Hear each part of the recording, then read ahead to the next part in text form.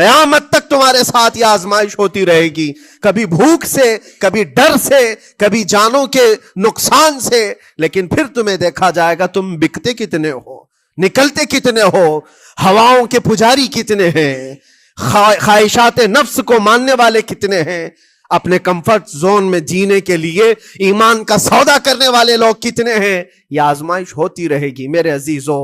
ایمان اس کا نام نہیں ہے کہ تم گھر میں آرام سے بیٹھے رہو گے اور کوئی امتحان نہیں ہوگا، امتحان تو ہوگا، آزمائش تو ہوگی۔ آج جو بھی حالات ہیں اس پر میں یہی کہوں گا، ایک بات ہو سکتا ہے کروڑوں مسلمانوں کے دلوں میں آج یہ نروس پن آئے، اتنے برے حالات ہوتے ہیں، اللہ ہمارے ساتھ ہے یا نہیں؟ اللہ ہمارے ساتھ ہے یا نہیں؟ ایمان ہمارا صحیح ہے یا نہیں؟ اسلام صحیح ہے یا نہیں؟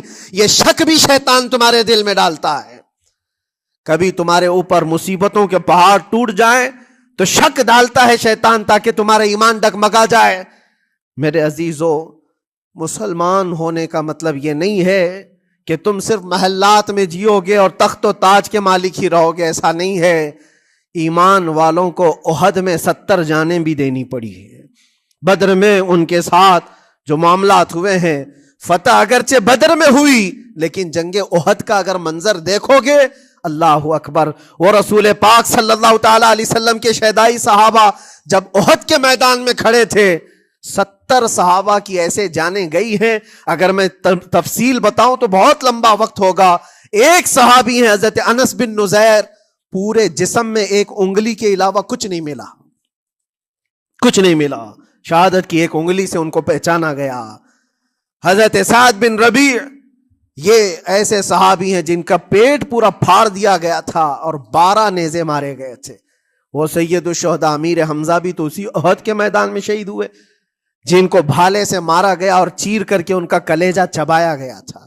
عبداللہ بن جہش اسی میدان میں انتقال کیے ہیں، جن کے جسم کے 80 ٹکڑے کر دیے گئے تھے اور ہر ٹکڑے کا ہار بنا کر ظالموں نے پہنا تھا، ہار بنا لیا تھا جسموں کے۔ یہ سارے منظر احد کے میدان میں ہوئے، اور کون سے ایمان والے؟ وہ رسول اللہ کی اقتداء میں نماز پڑھنے والے، حضور پاک کے چہرے انور کو دیکھنے والے۔ جب ان کے ساتھ یہ آزمائشیں ہو سکتی ہیں تو ہم کون سی گاجر مولی ہیں؟ ہمارے ساتھ بھی آزمائشیں ہوں گی۔ جس کا جیسا ایمان ہوگا ویسا وہ امتحان بھی دے گا، اسی امتحان سے وہ گزارا جائے گا۔